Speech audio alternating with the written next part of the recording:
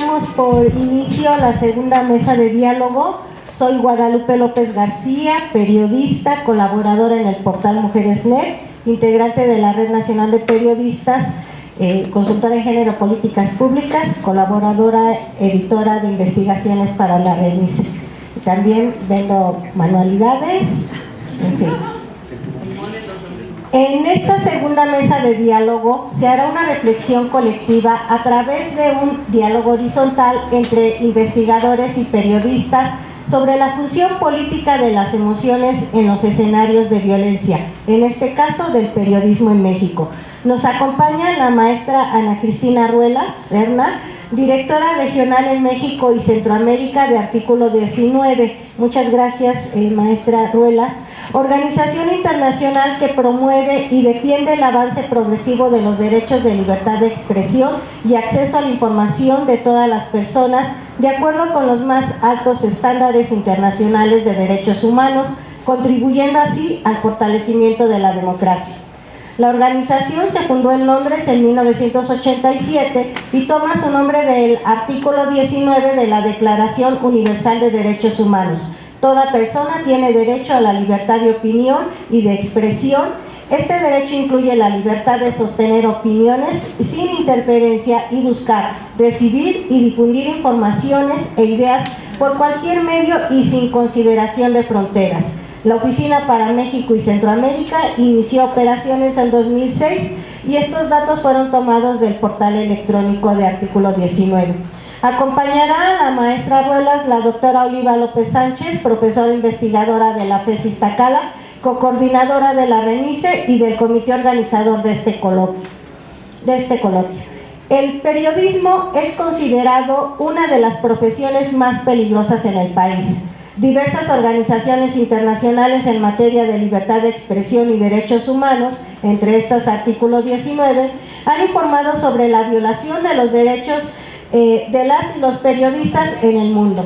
En 2017, de acuerdo con los registros de Artículo 19, fueron 507 agresiones en contra de periodistas y 12 asesinatos. A lo largo del sexenio de Enrique Peña Nieto han ocurrido 1986 agresiones.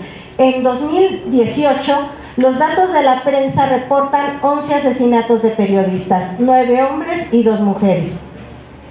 Me detengo en estos dos últimos casos, el de Alicia Díaz González, periodista de Monterrey, Nuevo León, presuntamente asesinada por su esposo, y María del Sol Cruz Jarquín, de 27 años, de la ciudad de Oaxaca, asesinada cuando cubría la campaña de la candidata concejal Pamela Terán, a quien iba dirigido el atentado.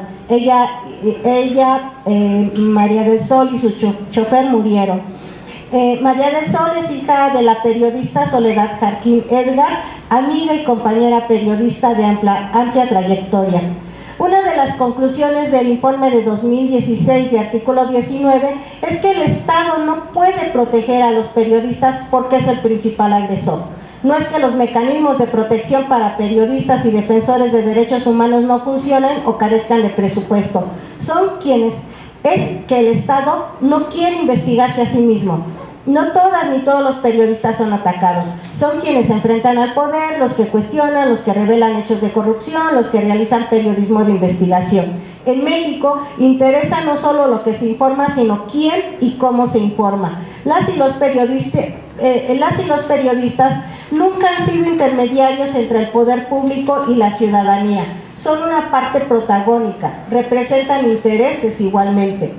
En el informe de 2016 de Artículo 19, en el que se hizo el recuento del año de 2015, por primera vez en un documento de estas características se ubica una emoción en el centro del debate: el miedo.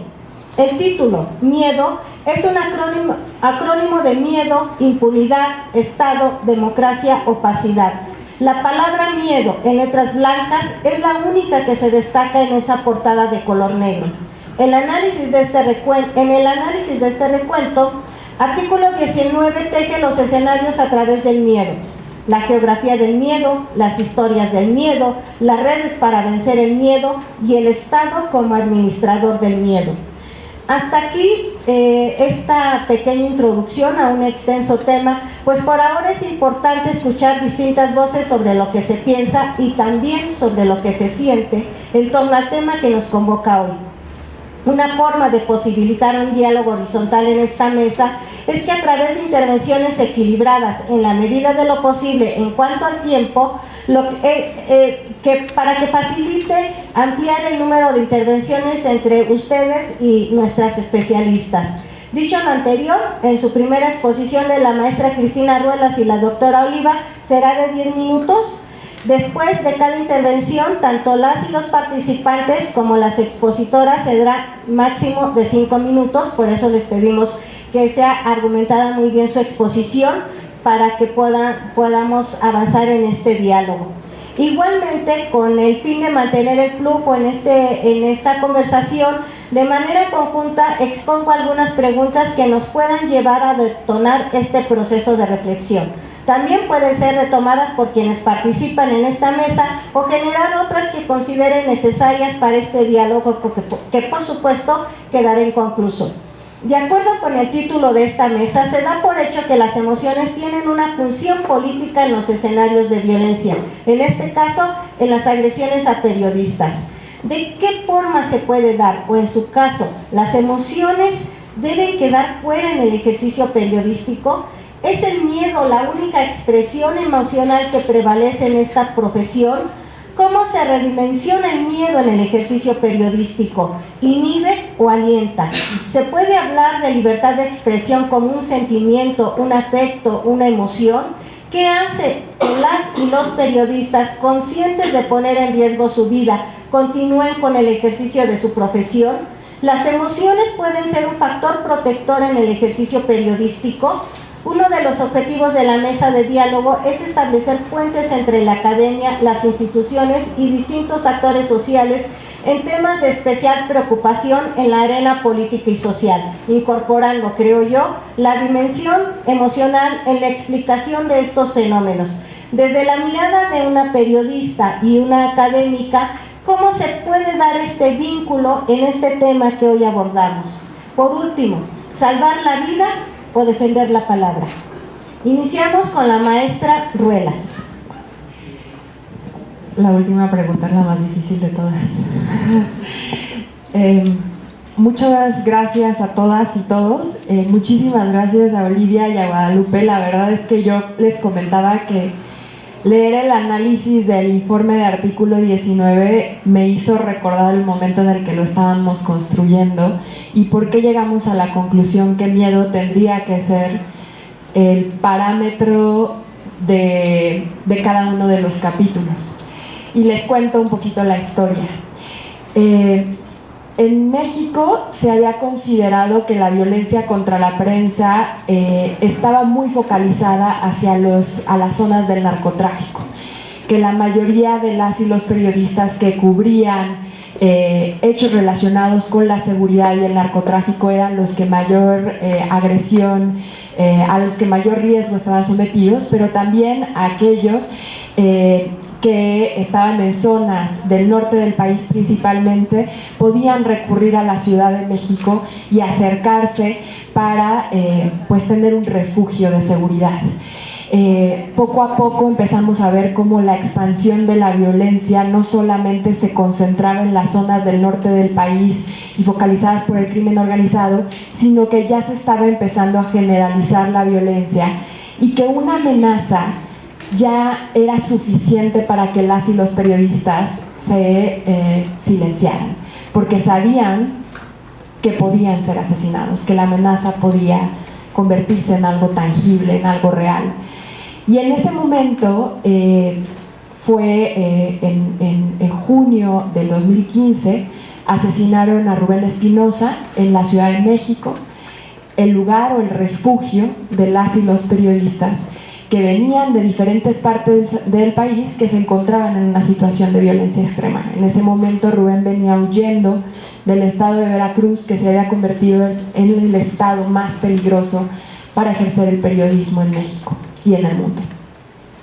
Entonces, en ese momento nos dimos cuenta que incluso los periodistas que estaban en la Ciudad de México, que hasta ese momento se sentían protegidos por un ámbito de libertades, pero también capaces de hacer una prensa un poco más crítica y más libre, empezaron a cuestionarse la posibilidad de mantener la palabra y empezaron a cuestionarse si tendrían que hacer un repliegue, que es una cosa que mencionan en el capítulo, en el informe que ustedes elaboraron, y de qué forma tendrían que hacer el periodista. Para ese momento, la realidad es que ya el crimen contra la prensa ya había excedido los límites impensables, ya estábamos hablando de 397 agresiones al año y de 7 asesinatos.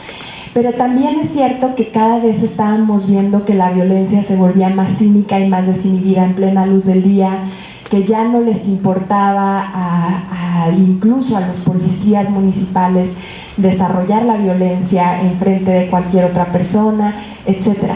Y entonces empezamos a ver cómo se estaban empezando a expandir las zonas de silencio.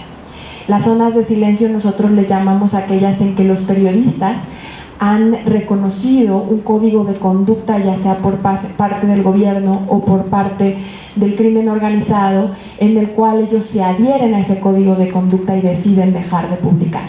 Esto sucede principalmente, por ejemplo, en estados como Tamaulipas, en donde desgraciadamente lo que vemos en la prensa ya no es lo que se vive en la realidad, y en donde la propia prensa le ha informado a la sociedad que dejará o que dejó de informar sobre hechos relacionados con el crimen organizado. Y en ese sentido, en ese momento, empezamos a ver y a notar que el miedo estaba permeado por todos lados, pero que los propios periodistas estaban generando nuevas formas de seguir haciendo su trabajo a través de una mutación del miedo.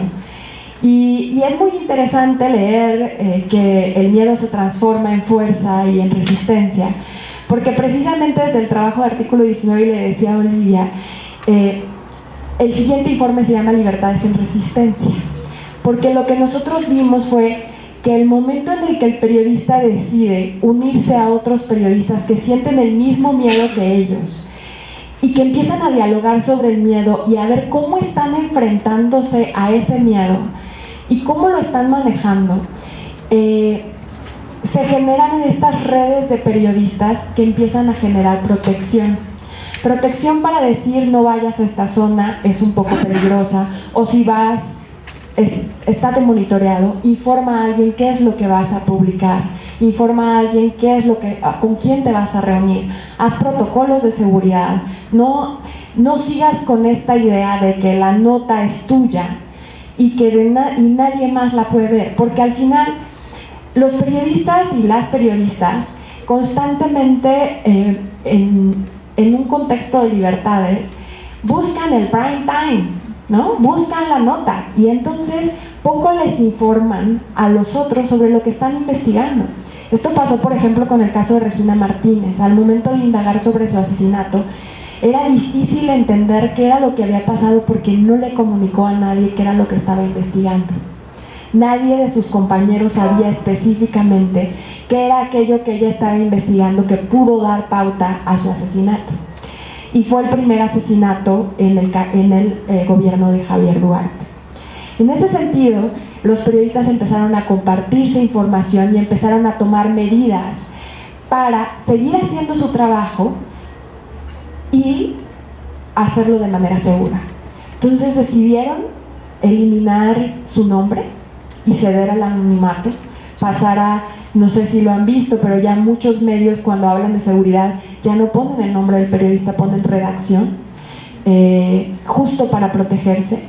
Hay casos incluso, por ejemplo, vemos el caso de Apatzingán, el caso de Laura Castellanos, en el que ella decide transferir su nota a 3 medios distintos para difuminar el impacto que pueda tener y redistribuir la posibilidad de riesgo, ¿no? O sea, disminuir el riesgo donando de su trabajo a otros medios.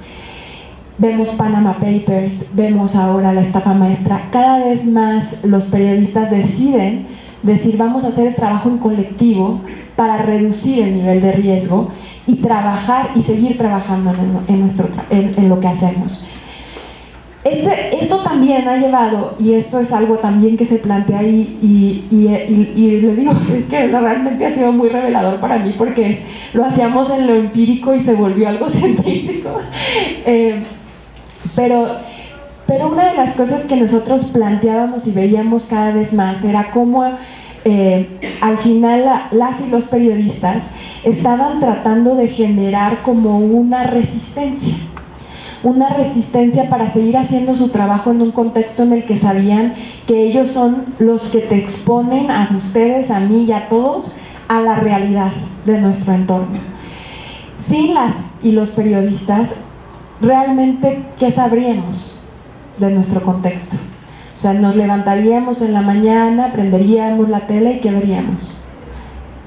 Probablemente las caricaturas, porque no veríamos qué está pasando ni siquiera en la colonia, a 3 colonias de la nuestra. Nos alimentaríamos de información de nuestros vecinos y de nuestros amigos, pero no de más allá. Y realmente creo que esta posición de violencia ha hecho también a los periodistas reconocer su trabajo como una función social, como una parte esencial para la construcción de una verdad social, porque al final, históricamente, la verdad se ha construido a través de una relación simbiótica entre historiadores y Estado, y ahora lo que vemos es que los periodistas reconocen la posición del periodismo dentro de la construcción de verdades. No estoy diciendo la verdad en mayúsculas, sino una construcción social de la verdad. Y en esa medida es que estos periodistas han decidido contarle a la sociedad qué es lo que está pasando allá afuera y qué es lo que permite o qué es lo que nos ha dejado ahora en un lugar en el lugar en el que estamos.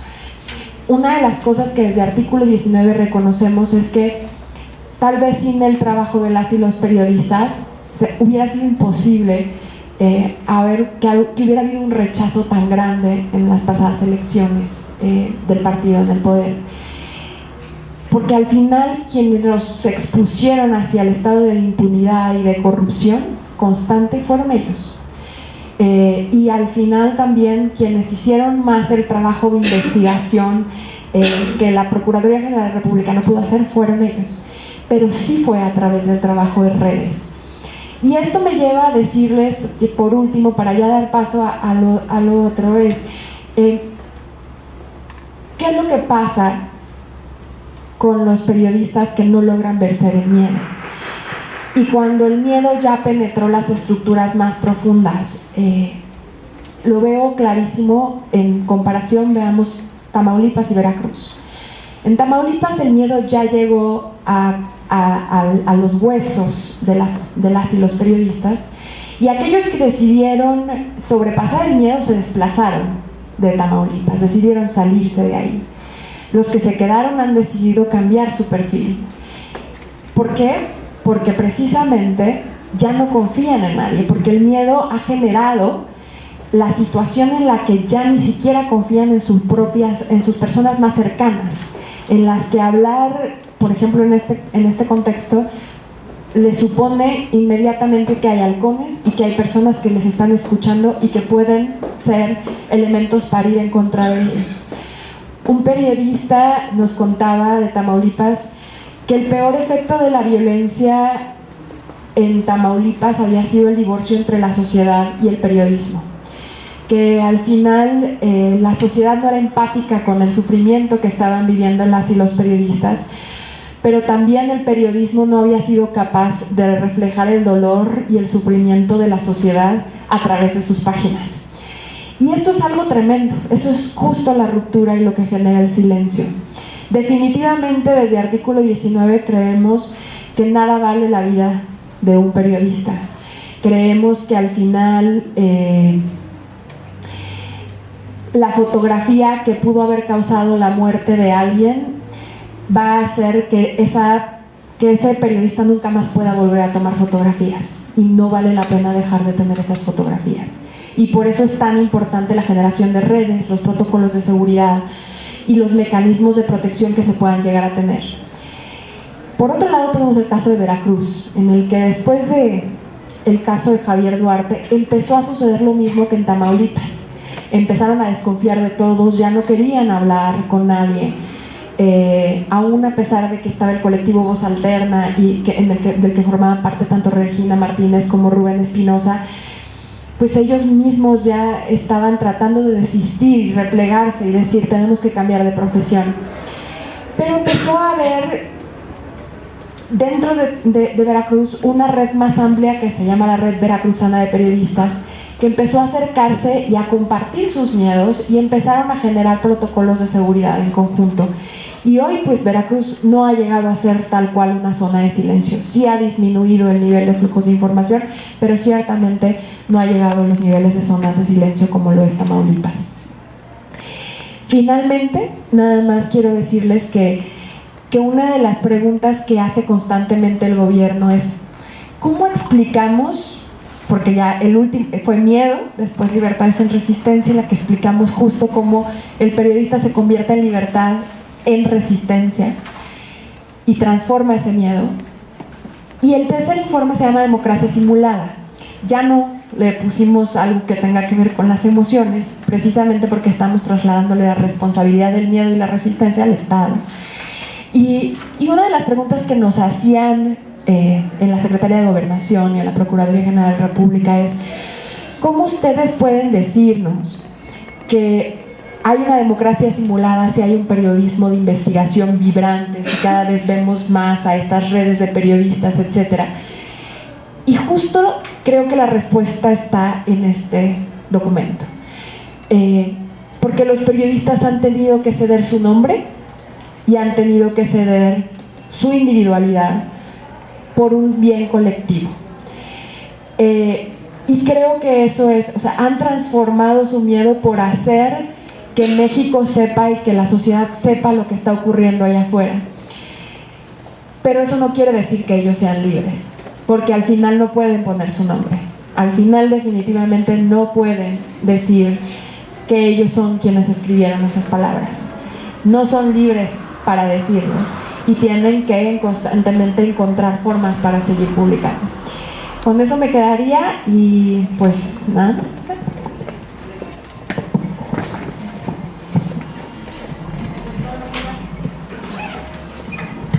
Bueno, agradecer a Ana Cristina su tiempo, su presencia acá. Representas a una organización con una credibilidad muy alta en ese país, que convocan y que defienden los derechos de los periodistas, y lamentablemente el resto de la sociedad muchas veces los dejamos solos. Los vemos distantes y lejanos, y no tenemos un reconocimiento de lo que significa este colectivo, no solo en este país, sino en el mundo. Como tú bien mencionas, los periodistas, los fotoperiodistas, los articulistas tienen una función social y política de alta relevancia y que tiene que estar reconocido, y tal y como lo señalan ustedes, en el marco de los derechos humanos, el derecho 19, el derecho a la información, el derecho a estar informados. Lamentablemente en nuestro país es un derecho violentado, anulado y asesinado, y está lleno de sangre, de desaparecidos y de muertes y de amenazas. Y la muerte no solo es física, ustedes lo reportan en cada uno de sus informes, la muerte también es simbólica y deja muchos estragos con secuelas psicológicas, donde la agresión y el miedo abarca a unas dimensiones impensables. Por ejemplo, debemos de tener en cuenta cómo, sí sabíamos, el periodismo tiene un cierto riesgo cuando se van a zonas de guerra, se puede morir en el acto del trabajo, pero el periodismo en México, se les mata a los periodistas fuera de su trabajo, en su casa, se les persigue. O sea, el peligro rebasa por mucho, el riesgo es verdaderamente. No solo eso, sino que además también es importante mencionar que es una actividad, además de poco reconocida, poco segura, que ya es expuesto y evidente, con unas condiciones laborales también muy malas, que no se señalan, ¿no?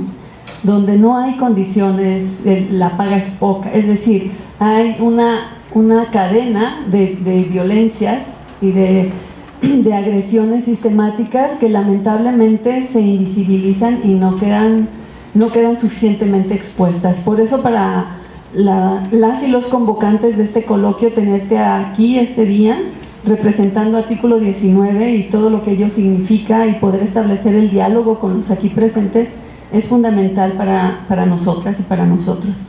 Desde el estudio de las emociones, de los estudios socioculturales de las emociones, yo te decía hace un rato en el pasillo que cuando yo estuve presente con otras alumnas en el informe del 2016, que aludía al 15, en marzo de 2016, donde aparece este informe miedo con este acrónimo.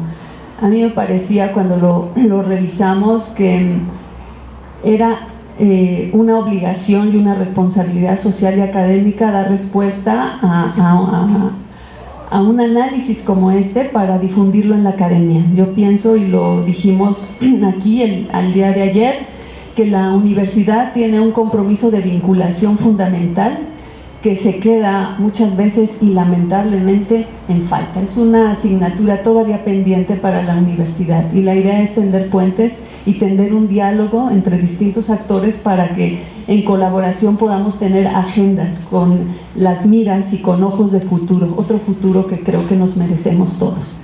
Entro un poquito a la parte de lo teórico, lo académico.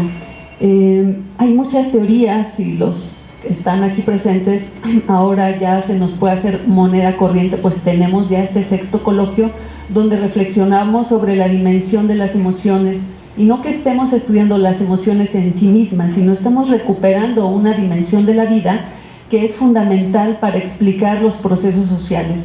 En este caso, cuando la periodista Guadalupe López García y yo hicimos este análisis del informe Miedo, lo que fuimos identificando fue la posibilidad de la aplicación de conceptos y categorías que desde la sociología de las emociones y la antropología de las emociones nos podían permitir densificar lo que ustedes de manera sí profesional pero como tú dices empírica estaban haciendo, y era justamente cómo, primero reconocer que el miedo, si bien es una emoción que se vive en lo individual, que es universal y democrática, ¿no? E incluso está postulada como una de las emociones básicas o primarias, desde Darwin hasta Damasio, pasando por toda esta abanico de teorizaciones.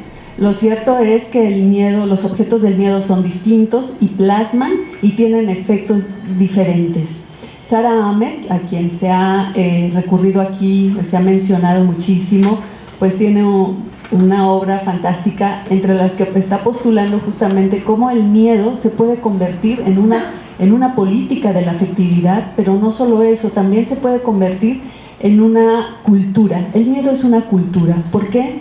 Porque no solo es lo que sienten los sujetos en lo individual o en el ámbito de lo psicológico o lo psíquico, sino también conforma como estrategias que vemos a partir de lo que el mismo Estado, porque es el mayor perpetrador de la violencia hacia los periodistas y no solo hacia los periodistas, vamos viendo cómo se van construyendo subjetividades y estructuras que por supuesto redundan en reacomodos y reconfiguraciones de prácticas, en este caso de prácticas profesionales dirigidas al periodismo, y que eso va también teniendo una impronta hacia los cuerpos en la ciudad, los cuerpos en el escenario del trabajo del periodismo, en los cuerpos que están expuestos, de tal suerte que entonces el miedo bien puede entenderse como una cultura y no solo como una emoción en lo individual. Lo que nosotros fuimos viendo en este análisis de miedo y en todos los anteriores informes que leímos para poder fundamentar nuestro artículo, nuestro texto, es justamente que cuando las emociones que se viven en lo individual se van colectivizando, que es lo que vemos en la formación de redes. Tú ya las has mencionado, y bueno, acabas de mencionar las redes de periodistas en Veracruz, pero están la gente de Puebla, de Tamaulipas, en fin, de todos los estados donde mayor agresiones viven los periodistas. Estas redes han permitido que esta emoción del miedo, que en lo individual paraliza, en lo colectivo pueda potenciar. Hemos dicho en este día, ya se me hacen días, pero no, apenas va uno, hemos dicho en esta jornada, que ya es larga, que las emociones son este flujo también, ¿verdad?, que potencian, que tienen una función diversa y que son capaces también de generar una movilización. Especialistas en los estudios de movimientos sociales como Jaspers, como Elena Flam, pues han señalado justo eso, cómo la emoción, en este sentido duhemiano de la efervescencia, es un motor para la acción social. Y a partir de la formación de las redes de periodistas, lo que vemos es que esta emoción del miedo se colectiviza y entonces se va transformando en indignación, se va transformando en una práctica de la resistencia, que tú lo acabas de mencionar, pero también ha tenido impactos en la reconfiguración de su profesión.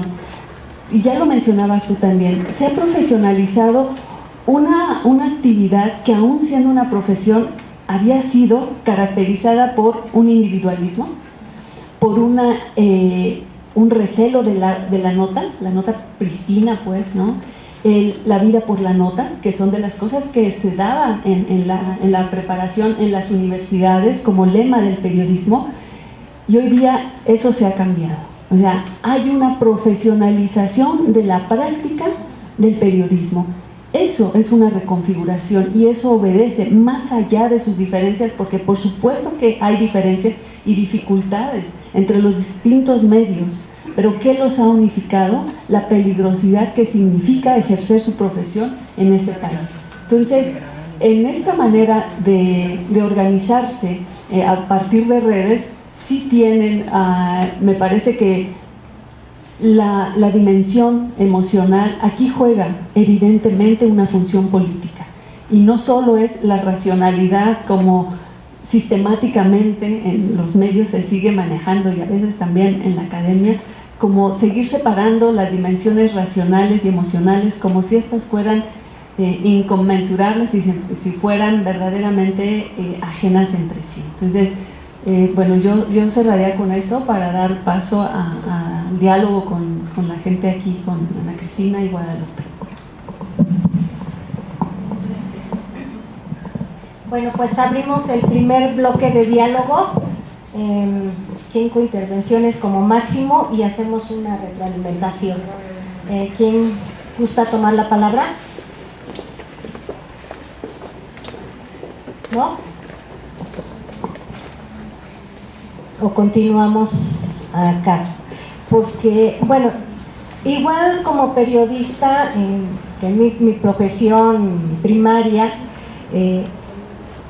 que a la hora de elaborar este artículo, que pues mejor no lo platicamos más, sino las y los invitamos a que lo revisen, sobre el análisis que hicimos del informe Miedo. Sí nos vamos reflejando cómo el trabajo y cómo se va transmutando esta forma de hacer periodismo en México, y de también cómo se van las y los periodistas se convierten en actores centrales también en esta noticia. Desde mi perspectiva, nunca hemos sido intermediarios entre sociedad y Estado, por ejemplo, u otros actores sociales. Formamos parte de esa comunicación. También limitamos información, la tergiversamos o la acomodamos, dependiendo igual de quién paga, porque igual se puede ver la noticia como una mercancía, en relación con lo que estábamos viendo en la mesa anterior sobre ciudades y emociones.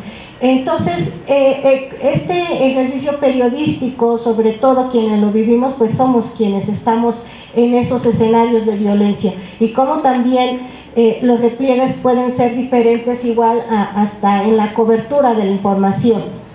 Yo no he estado en riesgo precisamente por esta cuestión de cómo se mira en escenarios, y compañeras que conozco y que el trabajo que tienen desde las organizaciones como Mujeres Periodistas, como la Red Nacional de Periodistas, la Red Internacional de Periodistas con Perspectiva de Género, que hacemos todo ese trabajo colectivo y la documentación de las agresiones hacia las mujeres periodistas, porque también estamos invisibilizadas en esos recuentos muchas veces, ¿no? O que también hay prácticas muy específicas de agresiones hacia nosotras, relacionadas con nuestra vida personal y nuestra vida íntima de pareja. Está en ese escenario.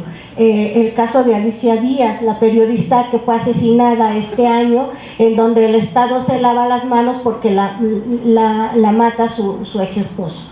Entonces también, y que van justificando. En el caso de la hija de Soledad Jarquín, María del Sol, en un principio lo llamaron como daño colateral, cuando ella recibió 7 y 8 impactos, fue asesinada con saña, ¿no? Y también ella incluso no estaba ejerciendo como periodista como tal, porque la presionaron desde su trabajo para que fuera a cubrir la campaña de una candidata hermana de un alto funcionario estatal.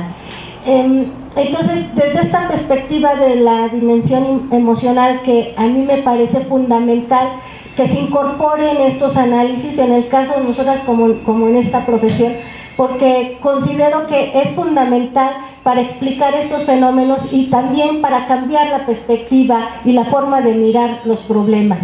Y cuando se cambia esta forma de mirarlo, las respuestas son diferentes. Acompañada, por supuesto, desde la perspectiva de género, porque también es fundamental. Y afortunadamente aquí en los trabajos que se han presentado hay esta parte en donde se insiste en estas diferenciaciones que tienen por sexo, y que también es muy denigrada la perspectiva de género, ¿no? Que excluyente, que por qué y para qué. Y en el caso de los periodistas, lo que decía Ana Cristina Ruelas, de que pues también hay un rechazo de la sociedad hacia estos periodistas que mienten, o que también tienen que, incluso son obligados a tener estas prácticas de corrupción, o estos lemas que dicen o dinero o plomo, ¿no? Plata o plomo, ¿qué quieres? Entonces también es esa otra parte del fenómeno. Les comentaba que yo no he estado en estos escenarios de riesgo como los corresponsales de guerra. Yo he sufrido pues 2 o 3 amenazas, ¿no? Y también como dirigente sindical, que me corrieron y pues bueno, sacaron los policías y también pues me expusieron, en fin, junto con otros compañeros, porque también hacemos esta protección desde los periodistas, esta otra parte. A una compañera, Judith Calderón, que es la secretaria del sindicato de la jornada, que el año pasado la corrieron y la demandan también penalmente y junto con su hijo. La demanda Carmen Lira. Es un periódico de prestigio en donde no se podrían esperar estas prácticas, y mucho menos cuando autoridades intelectuales como Paco Ignacio Taibo o el Fisgón, que se fueron pero duro contra el sindicato por tener, fíjense cuál fue el pecado, por tener unas prestaciones modelo en este país, en donde, como la doctora Oliva comentaba, que vivimos en situaciones muy terribles, los freelanceros, que tenemos que vender tamales en la mañana, y 2, 3, un caso de Veracruz de un periodista que asesinaron, no sé si fue Moisés, lo decían que era taxista, o sea, y tenía su medio, es un micrófono instalado en un espacio pequeño, y eso es periodismo. Entonces decían, no, pues es que él es taxista, él no representa al gremio, ¿no? Incluso el Fisgón, cuando corren a muchos sindicalizados, es que ellos no son periodistas, son trabajadores, ¿no? O Blanche Petrich, una periodista de renombre, que dice, es que me impidieron entrar a las instalaciones de la jornada para trabajar, cuando ya sabe bien que cuando se instalan las banderas de huelga, pues no se puede entrar, o sea, se respeta el derecho a huelga. Entonces, estos fenómenos complejos que se dan, incorporando la dimensión emocional, cobran otro matiz y por lo tanto otras respuestas. Bueno, la intervención fue larga porque no hubo intervenciones, pero retomo acá con la doctora Oliva y luego con la Cristina. Bueno, porque si no tienen preguntas, ya tengo muchas palabras, Cristina. Sí, a ver si. Bueno, yo muy brevemente nada más recuperar esto que dijo Guadalupe y que también comentaba la Cristina, de que se tiene como que desmitificar, ¿no? O de construir la idea de que los periodistas que están en riesgo son solo aquellos que están siguiendo la nota respecto del narcotráfico, y no es así, ¿no? Son periodistas que están siguiendo otro tipo de notas como de corrupción, por ejemplo, y no solo, y también los periodistas que están defendiendo sus derechos laborales en esta situación que yo creo que nos ha dolido mucho por ejemplo, de la jornada, ¿no? Que hasta el mismo nombre, ¿no? Hace referencia a la cuestión obrera, ¿no? Jornada, ¿no? Y que tiene un montón o intenta tener un montón de connotaciones, digamos, laboralistas, y que tristemente incluso personas que tendrían que estar defendiendo los derechos laborales pues se han ido en contra de sus propios compañeros, ¿no? Y eso también es estar en riesgo, no solo aquellos que llegan al punto del homicidio, ¿no? Del asesinato, sino también aquellos que están en la informalidad o que están teniendo que completar sus ingresos, etcétera, etcétera. Y eso también tiene que ser puesto en la mira, precisamente porque no una función tan importante para la democracia, para la vida social y política del país, no puede estar así comprometida. ¿Quién más? Acá, por favor. Acá uno y luego acá, por favor. Bueno, buenos días, muy interesantes las participaciones de las tres, y ya complementando con lo que dice Guadalupe, bueno, me arriesgué a hacer una pregunta, porque de algo muy interesante, la lucha interna primero por el reconocimiento de quién es o no es un periodista dentro del campo periodístico. Eso me parece importante porque es la constitución propia del campo, si pensamos desde esta teoría de los campos, entonces la constitución, el reconocimiento que los mismos periodistas decidan quién es o no es un periodista. ¿Okay? Me parece que es la primera lucha que hay que explicitar y reconocer, porque si alguien que vende tamales no reconocido porque complementa sus ingresos por ello, es una denigración de una práctica, de un oficio. Ahora, yo desconozco, mientras estoy escuchando todo esto, yo quiero pensar, yo fui formado como sociólogo, pero no todo el que tiene un título de sociólogo es en realidad un sociólogo, no se requiere un título para ello. Y no, yo creo que para el periodismo es exactamente similar, es un oficio, ¿ok? Y con la intervención de la doctora Olivia y de la periodista Ana Cristina, se me ocurre también pensar la importancia precisamente de resaltar esto para no dejarlo solamente aquí. Si con esta reconfiguración del campo, lo que era característico, el periodista que va a su nombre y lleva la primacía de la noticia, ¿no es cierto? Es mi privilegio, es mi primacía para ya sobresalir. Están anulándose a sí mismos en su nombre, en su privilegio para poder sobrevivir. Ahora, yo diría, ya con la intervención que dio la doctora Oliva, una situación importante.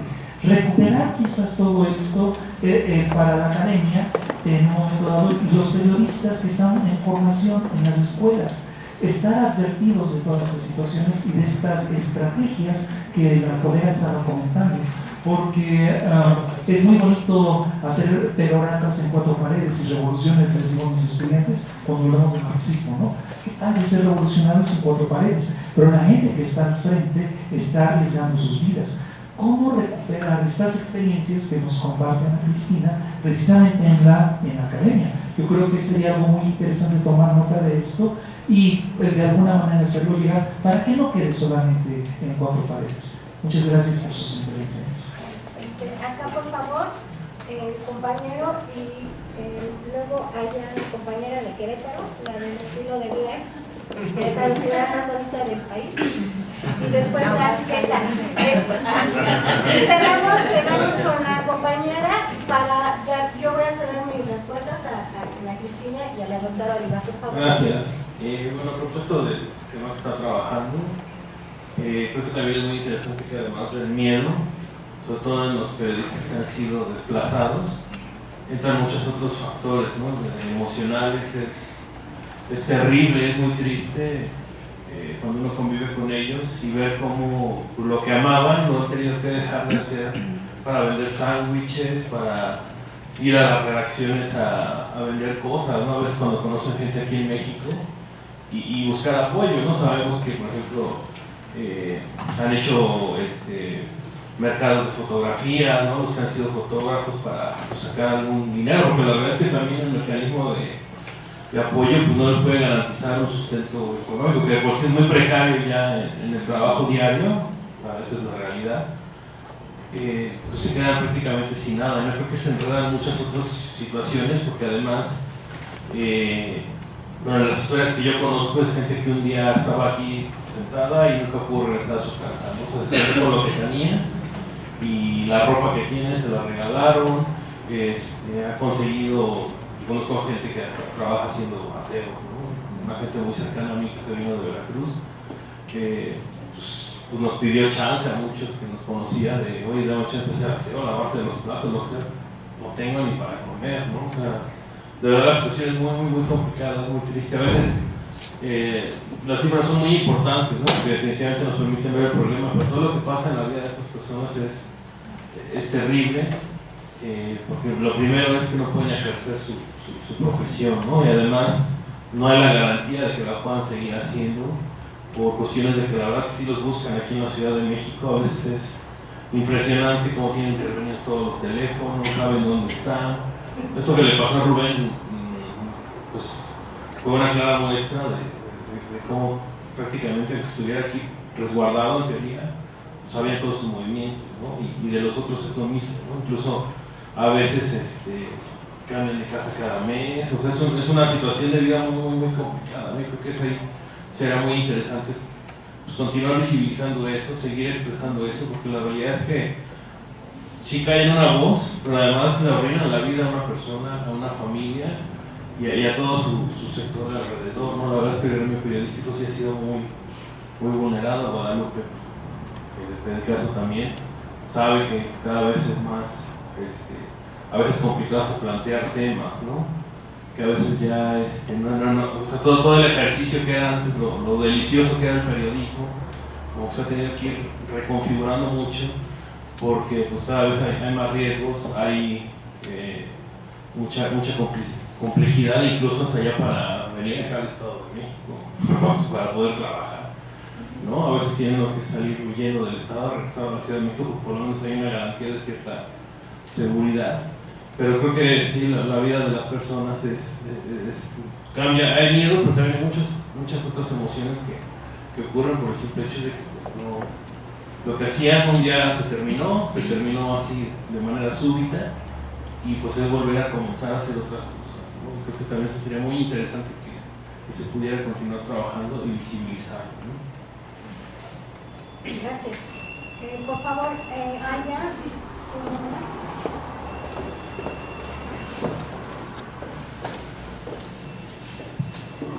Hola, bueno, mi pregunta va en un sentido primero, ¿no? Al escuchar este vínculo, ¿no? Que se hace primero por la academia, ¿no?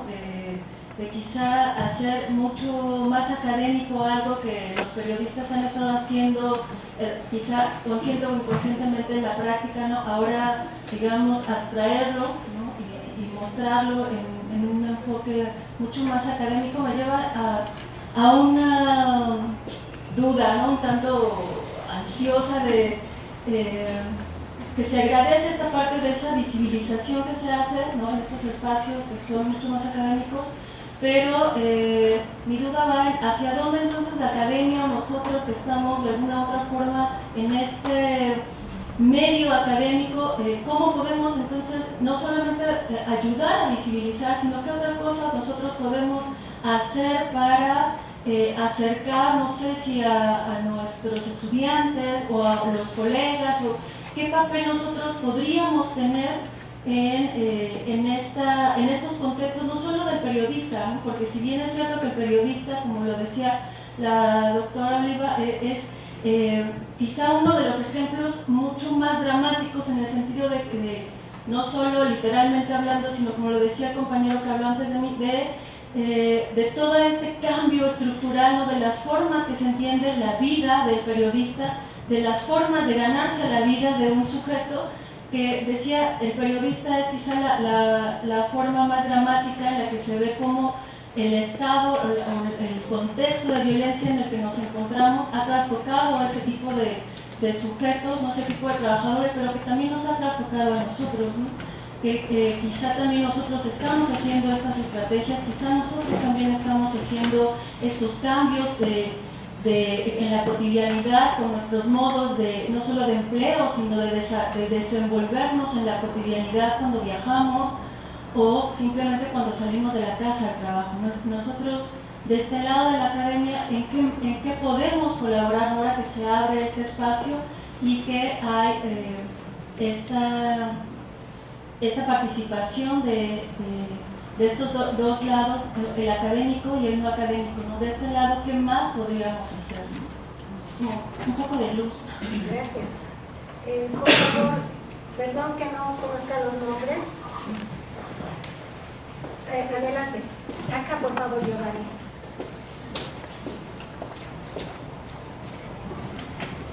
Bueno, voy a ser breve.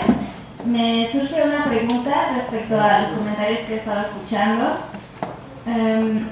Quisiera preguntarles si de repente, pensando las categorías de clase y raza un poco como, retomando a Sara Ahmed, como cuerpos donde las emociones influyen dependiendo, cuerpos que se alejan o cuerpos que se acercan en relación con ciertas o determinadas emociones, ¿qué tanto juega tanto esta cuestión de clase y de raza, tanto al interior de los grupos de periodistas, al momento en el que se asumen como periodistas y a quienes no los asumen como tal?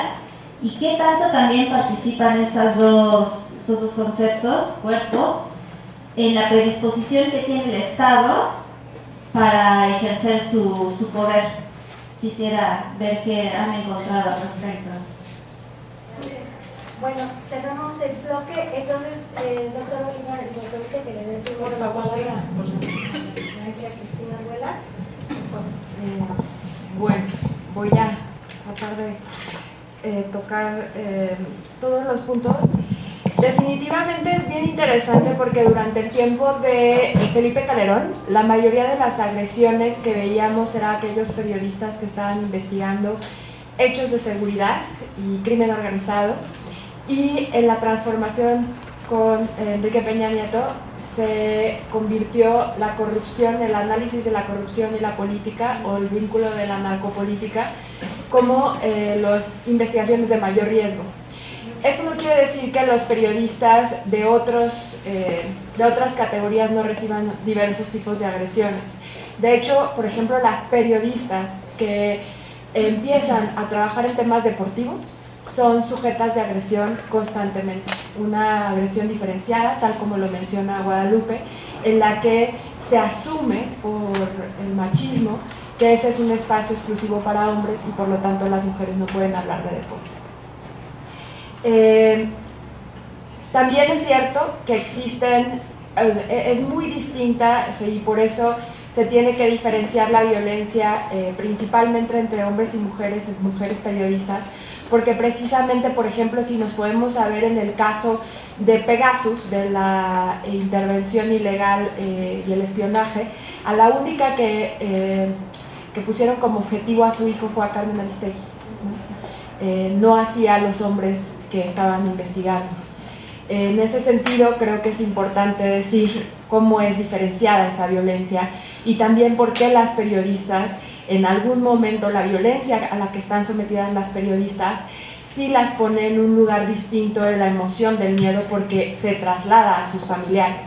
Normalmente la violencia que viven las mujeres periodistas es sobre sus hijos, sobre su familia, sobre su cuerpo, sobre la mayoría de, recuerdo una periodista deportista, le enviaban fotografías acariciando una muñeca como si esto es lo que te va a pasar a ti, una muñeca desnuda, ¿no? Eso no le pasa a los periodistas hombres, ¿no? Acarician un muñeco.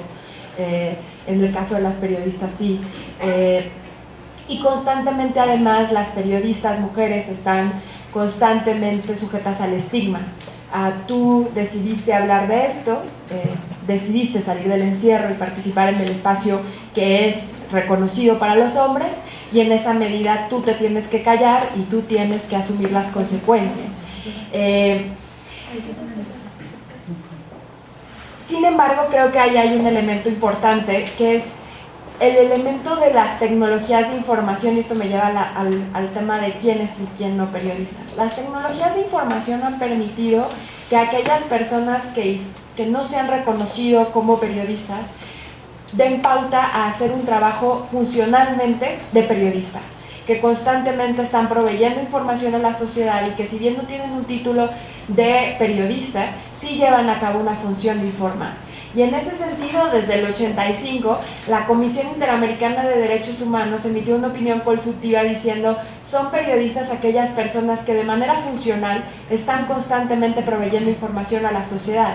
El problema es que en México no se ha reconocido así, y hay ciertamente una división gremial muy fuerte entre aquellos que tienen el título y dicen yo soy periodista y tú no eres periodista. Pero veamos, Granados Chapa era abogado y hacía periodismo, ¿no?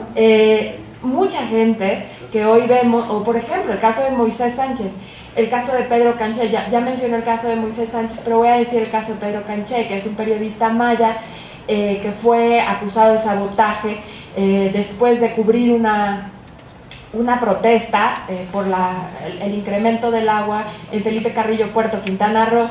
Fue detenido arbitrariamente, sometido a tortura, estuvo 9 meses en la cárcel por el gobierno de Borge, y se decía, bueno, es que él no estudió periodismo.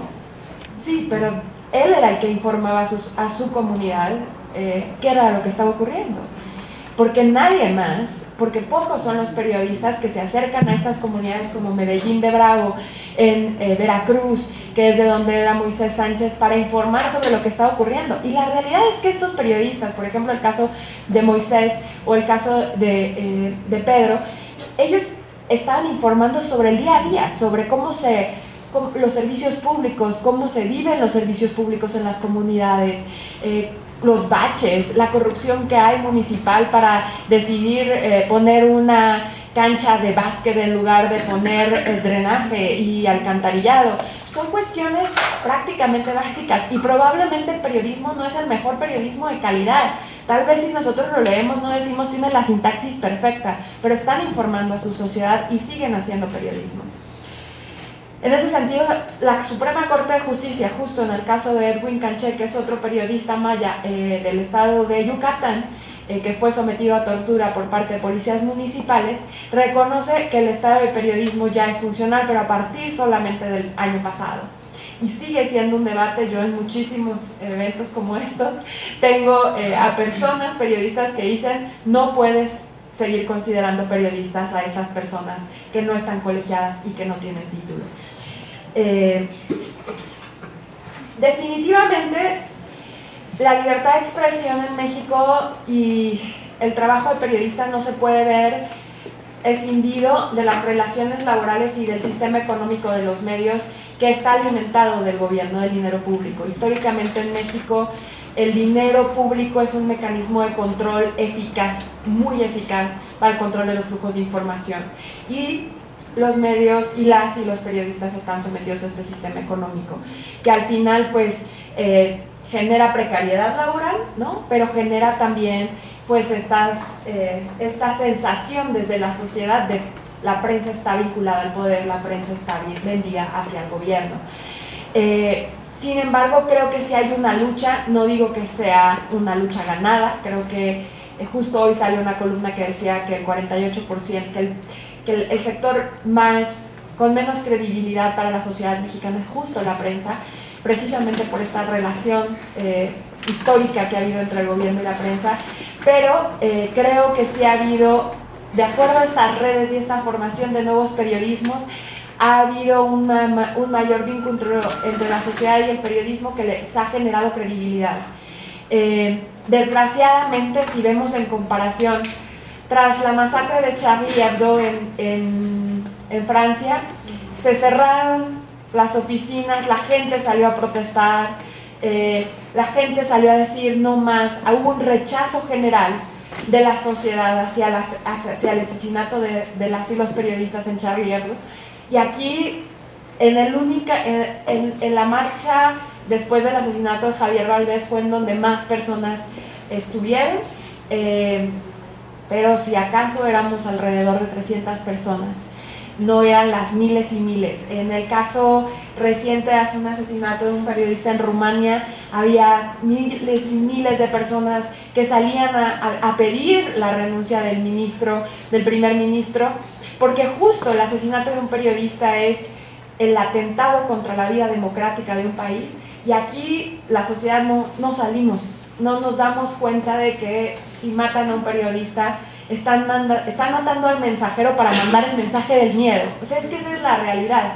Tú matas a un periodista que es el vocero y estás asegurándote de que sus compañeros van a hablar para generar y administrar el miedo. O sea, el Estado se está asegurando de generar un contexto de miedo. Y eso es lo que creo que la sociedad no hemos sido capaces de ver. En ese sentido, los estándares internacionales hablan de la necesidad del reconocimiento, y un reconocimiento desde el más alto nivel en el que se rechace públicamente la violencia contra la prensa y se diga que eso no es un valor que reconoce una verdadera democracia. El desplazamiento forzado es un tema muy complejo y es el tema más recurrente últimamente, derivado de estos niveles altos de violencia y del miedo, ¿no? Al final, el desplazamiento forzado ha incrementado de manera constante en México, y desgraciadamente sí creo que la emoción, o sea, al final es una muerte simbólica, porque dejas de ser tú y te conviertes en otra persona. Creo que precisamente uno de los retos más grandes tiene que ser cómo las medidas de protección desde el Estado involucran el análisis del impacto psicosocial, y ahí viene la respuesta de qué puede hacer la academia, porque esa respuesta no la tienen el gobierno y tampoco nosotros la tenemos. Es cómo abordar el impacto social de la violencia en los mecanismos de protección, en la protección integral de las y los periodistas. ¿Por qué? Porque al final, esto que decía Guadalupe, es decir, yo he sido amenazada 2 veces, pero a mí no me ha pasado nada. Es normalizar la violencia, ¿no? Es decir, bueno, pues estos son gajes del oficio, ¿no? Es como yo, ¿no? Que tengo mis estampitas en mi celular, asumo que está el CISEN detrás, entonces no hay problema. Pero eso no quiere decir que no esté siendo violentada. Eso no quiere decir que he cambiado mi forma de vida para comunicarme con mis familias a través del celular, ¿no? Sigue siendo una forma de violencia que tengo que asumir, y que estoy siendo violentada, lo estoy, ¿no? En ese sentido, creo que es importante que la academia aporte esos conocimientos para ver cómo abordar desde la visión de la protección y de la prevención los impactos psicosociales de la violencia, y cómo hacer que esos impactos psicosociales no incrementen tus riesgos. ¿Por qué? Porque definitivamente cuando asumes o normalizas la violencia, tu riesgo se eleva al triple. O sea, cuando asumes que es gaje del oficio, te acercas a cualquier zona de riesgo, a cualquier peligro, a cualquier amenaza, de una manera muy distinta a una manera en la que estás asumiendo el riesgo.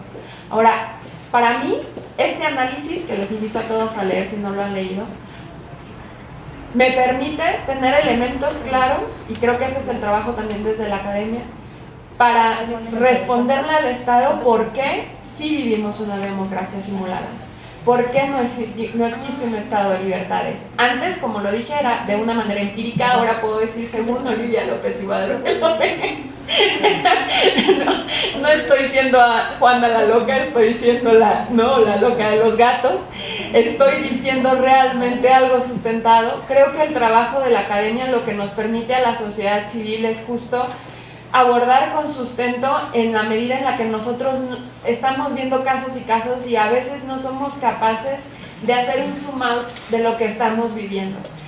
Esto que yo leí en este informe me permitió también reconocer, porque justo en Democracia Simulada el cierre es como ante la reducción de las libertades y el espacio cívico, la sociedad empieza a empujar el perímetro de las libertades y a unirse con aquellos con los que nunca se unirían, ¿no? A identificarse con el otro, que son estas comunidades emocionales. Entonces yo decía, ¿por qué la sociedad civil se está uniendo al sector privado?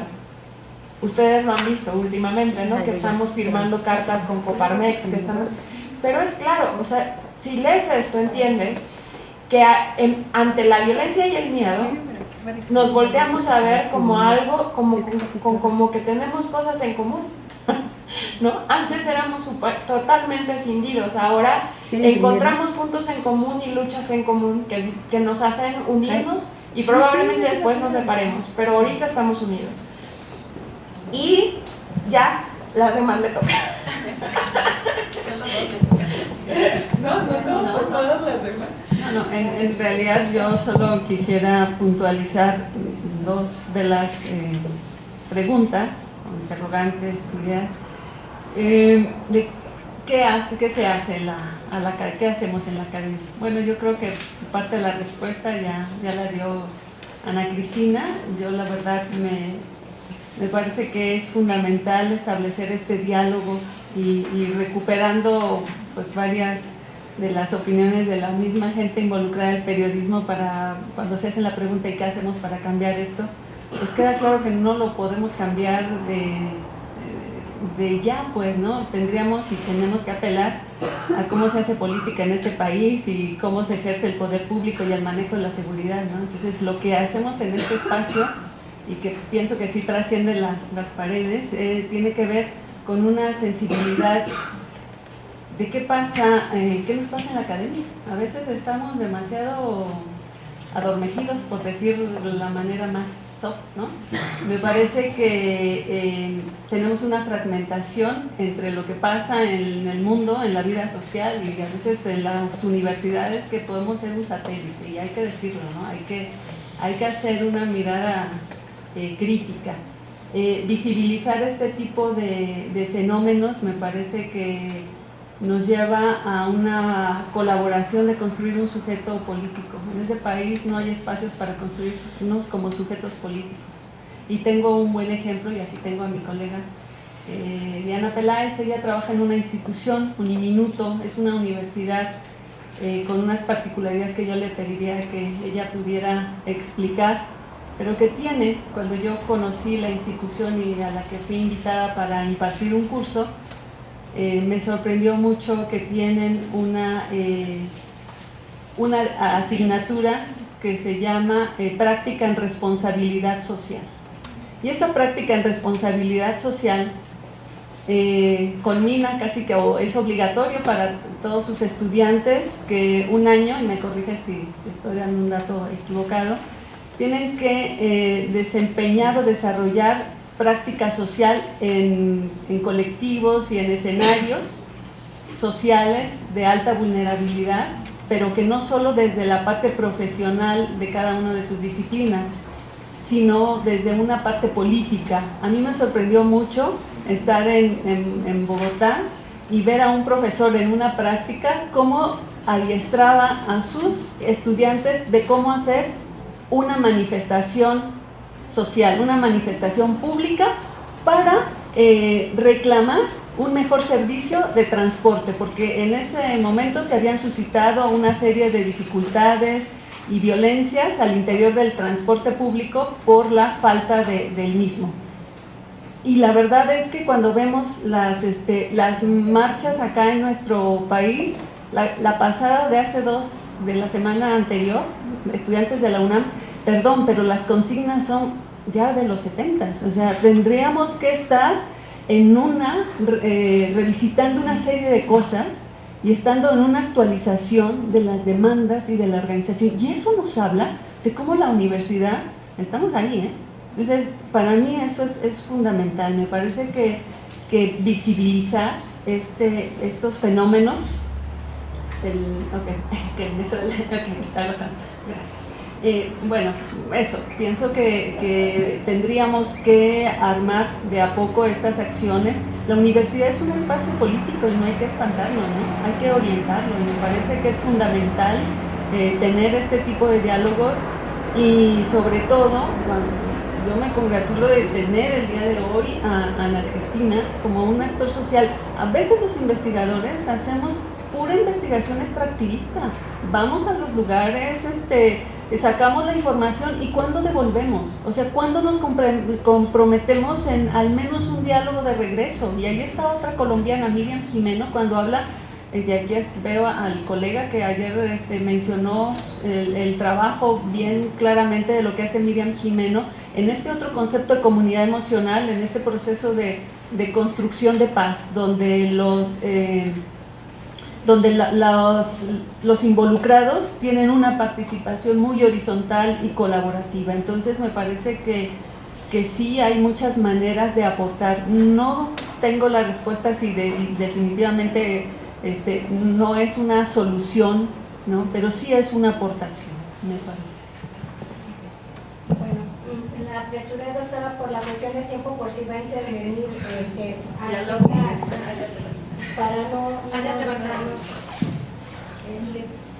pues quería intervenir, era como una pregunta, pero ya me mandaron para otra. Está bien, ¿vale? Sí, 5 minutos, gracias. Buenas tardes. Desde donde agarro. Bueno, a partir de lo académico, sí, nuestra intención es actuar de la mano con la comunidad. Tenemos, al menos en el Centro de Educación para el Desarrollo en Uniminuto, trabajamos con más de 60 organizaciones sociales en Bogotá nomás, pero Uniminuto tiene varios centros de educación para el desarrollo en distintos lugares de Colombia. Somos la universidad que tiene como más patitas por allí en el país, son como 15 sedes, ni siquiera la Universidad Nacional tiene tantas, y siempre ha sido enraizado en lo local, desde las lecturas locales, en búsqueda de los saberes locales que necesitan las comunidades, pero que las comunidades se hagan las preguntas, las investigaciones. La idea es que se hagan en colabor. Ellas se hacen unas preguntas, nosotros como investigadores hacemos las 2, 3 nuestras, pero ellas tienen unas en particular. La idea es hacer trabajo de investigación en conjunto, no es tratar de cerrar ese lugar del extractivismo. Seguramente nunca se va a poder cerrar por completo, pero reconocer que normalmente ha sido una práctica de siempre y que hay que revisitarla y realmente pues tratar de cambiar esas prácticas. Eso por el lado de la experiencia de Uniminuto. Podemos hablar de ella más a profundidad si quieren en otro momento. Y pues yo quería compartir un poco, hacer una pregunta en relación a lo que es seguridad, protección del periodismo. Mi pareja es fotógrafo periodista, él es italiano, él ha relatado Colombia a muchos niveles y hemos trabajado en México cuando estuve aquí. Y hablando un poco como desde el cuerpo interseccionado, la relación aquí en la protección y la seguridad. En Colombia, los espacios de confianza, o sea, las relaciones de confianza con los múltiples actores, hablemos paramilitarismo, hablemos guerrillas, el hecho de ser extranjero y de hablar para un medio extranjero genera una relación de confianza completamente distinta. De hecho, buscan a los extranjeros y a los de según el medio, ¿no? Y les abren sus puertas, los dejan entrar, es decir, los cuidan, generan unos círculos allí de protección, para entrevistar a para contar tal historia, para contar la otra. Y él sintió completamente, pues cuando él estuvo acá relatando en México, estuvo en organizaciones del crimen, con el narco, con migraciones. Bueno, el miedo era una relación completamente distinta. A él le tocaba jugar como colombiano cuando estaba con los narcos, ¿no? Porque le iba mejor, pero cuando estaba haciendo migraciones y se encontraba con el Estado de frente, entonces ahí sí le servía ser italiano, ¿no? Pero en todos espacios muy masculinos, entonces, y él me contaba, las únicas mujeres, bueno, en el caso de Colombia, que entran a estos espacios es la mujer blanca, gringa o francesa o danesa o sueca que viene a contar para el medio fulanito, porque pues uno, la colombiana normalita, pues no logra entrar o prefiere no entrar, una de las dos, pero ya habría que... Entonces quería que de pronto pudiera relatar sus cuerpos también nacionalizados, masculinos, femeninos, en fin, y la protección o la seguridad que puedan llegar a tener también según el medio, ¿no? Porque si es un medio inglés a un medio del local, entonces digamos cómo se manejan esos espacios. Maestra Abuela, 2 minutos. Bueno, sí, definitivamente, y se me olvidó decir algo sobre lo que tú comentaste. Definitivamente, aquí los medios internacionales tienen otros tipos de violencias. O sea, no es lo mismo un medio local que un medio internacional. Normalmente las violencias a las que se sujetan los medios internacionales son más sofisticadas, como el espionaje. No así la violencia directa. Además, aquellos medios internacionales que el problema es que los medios internacionales hacen uso de freelancers, o se llama fixers, se les dicen fixers, en los estados que son los que están sujetos a un nivel de riesgo mucho más amplio. Y a veces las empresas internacionales de medios no se preocupan por los fixers, se preocupan por sus periodistas. Y pongo un caso, ejemplo. Hace creo que un año agarraron a un grupo armado en Guerrero, agarró a 7 periodistas y de los cuales 4 eran internacionales y 3 eran nacionales. A los 4 internacionales sus medios les avisaron, les dijeron este es el protocolo de seguridad, situación que aquí no pasa, o sea, no vas a salir a esta zona, mandaron apoyos, etcétera, etcétera. Los medios locales, a los periodistas locales no les pasó eso. Pero sí creo que hay una cosa distinta respecto a las autoridades. Es muy diferente el acercamiento de las autoridades mexicanas con un medio internacional, porque México sí cuida mucho su posición a nivel internacional. México se preocupa cuando sale algo en el New York Times, cuando sale algo en The Guardian, pero no se preocupa cuando sale algo en Reforma. Entonces, por eso es que la violencia con los periodistas internacionales es más sofisticada y es más institucional, ¿no? Es desde auditorías, o sea, formas más sutiles de violentar. Y los periodistas nacionales se sienten un poco, o sea, ¿por qué, por ejemplo, una pregunta que nos hacía en el artículo es ¿por qué ustedes decidieron ir en el New York Times para publicar el caso Pegasus y no con un medio nacional?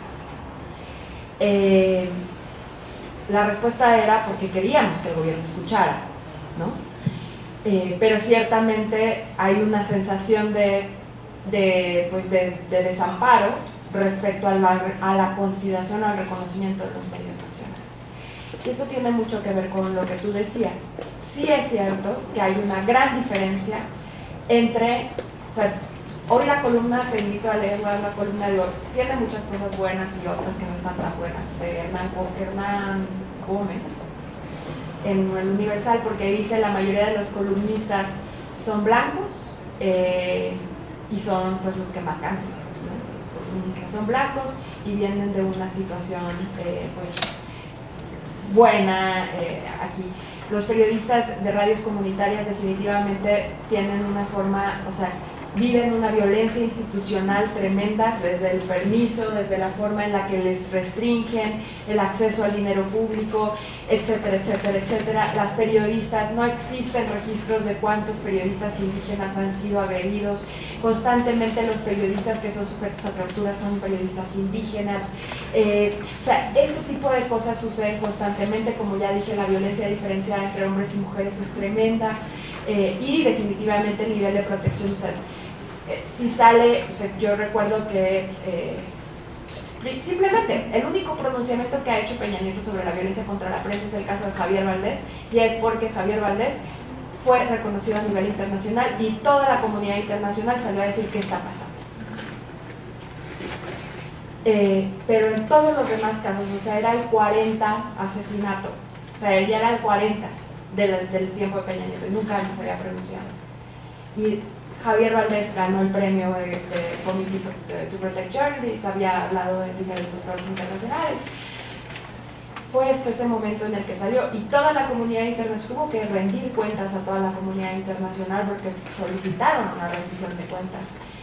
Es distinto y por eso es tan importante la visibilidad de la violencia contra la prensa, por eso es importante que reconozcamos estos nombres, que los hagamos, o sea, para nosotros es importante, por ejemplo, siempre que la comunidad internacional pronuncie los nombres de los periodistas que están en riesgo para que el gobierno sepa que están siendo visibilizados por la comunidad internacional. En esa medida es en la medida en la que nosotros vemos cómo el riesgo disminuye. Bueno, una más. Bueno, por favor, una más. También breve, por favor. Una preocupación es el desprecio, que yo lo tengo, es el desprecio constante de los medios, el desprecio de los reporteros por los políticos.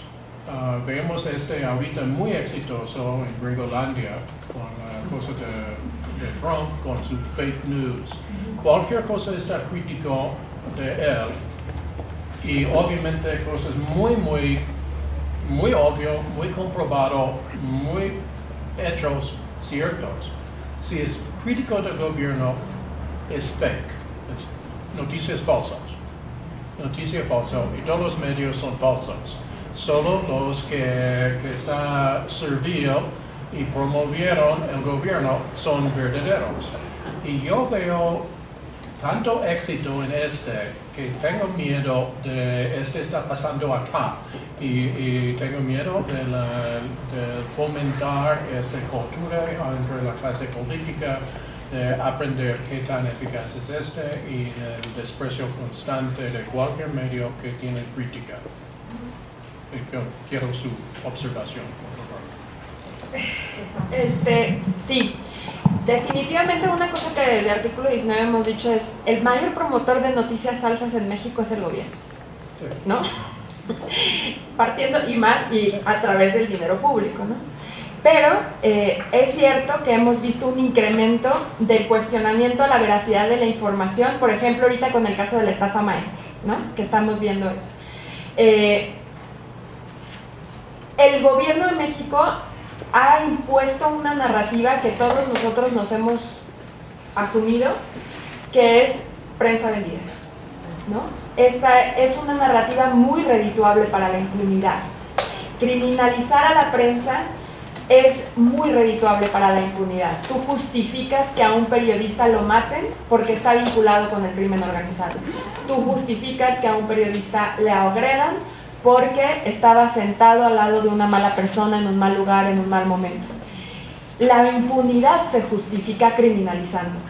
Y desde acá, el problema es que es un círculo vicioso, porque quien replica, o sea, por eso dicen la prensa come prensa, porque quien replica esa narrativa del Estado que al final termina impactando al propio gremio es la propia prensa. Desgraciadamente sí tiene que haber una onda de una contranarrativa y un cuestionamiento de la sociedad de esa narrativa, pero es muy eficaz y creo yo que sí es algo que que la sociedad tiene que saber que está sujeta a esa narrativa, o sea, que es una narrativa impuesta, como lo es decir los defensores de derechos humanos defienden a delincuentes. Es una narrativa muy eficaz para el gobierno, pero está impuesta y ha sido replicada por muchísimos medios que dependen del gobierno.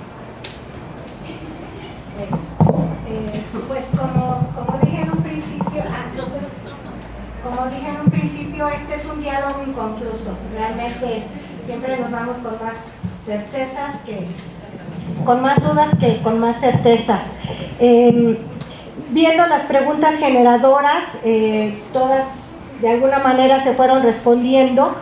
En mi caso personal, Bueno, realmente es que no es verla, de hecho hemos insistido desde las redes de periodistas de que desnaturalicemos la violencia, incluso para el trabajo con la violencia en contra de las mujeres, ¿no? Después de un año de mi conflicto laboral, sindical en Notimex, viene un recorte y yo estaba en la primera de la lista y en las negociaciones Rubén Álvarez Mendiola, un periodista de prestigio, dijo todos los casos son negociables, menos el de Guadalupe López. Entonces yo me quedé pensando y dije, ¿qué habré hecho bien para que tuviera esa respuesta? Y me fui contenta, pero sí es importante este tipo de violencias invisibles allí ante un escenario terrible de las otras violencias. Por último, en cuanto a la pregunta salvar la vida o defender la palabra, consideraría que no sería una pregunta válida, puesto porque no son las únicas opciones y puesto que también tenemos que dejar de ver estas problemáticas en favor o en contra, periodistas buenos, periodistas malos, violencia, en fin, y que desde esta dimensión emocional de la vida social y política se tiene también que abrir a diferentes preguntas, a preguntarnos de manera diferente. Por eso yo quise de manera tramposa hacer esta pregunta en sí. Bueno, doctora Oliva, si no tiene más, le pido que cierre la mesa para concluir estos trabajos y entregar el reconocimiento a la maestra. Bueno, pues muchas gracias a Guadalupe López García, periodista, activista feminista, que pues organizó esta mesa de manera muy inteligente y acuciosa como le caracteriza. Gracias, Ana Cristina, por estar aquí, por considerar que este es un espacio válido para el diálogo. Y bueno, pues gracias también a ustedes por sus intervenciones. Y ojalá que este sea el inicio de muchas mesas de diálogo más que yo abro a la consideración de los miembros de RENICE, pues para que propongan mesas de diálogos en los diferentes temas. Tenemos una agenda político-social muy amplia, con muchas asignaturas pendientes, así que espero que esta mesa y la anterior del día de ayer hayan sido estimulantes para provocar las inquietudes. Pues muchas gracias. Gracias, señor presidente.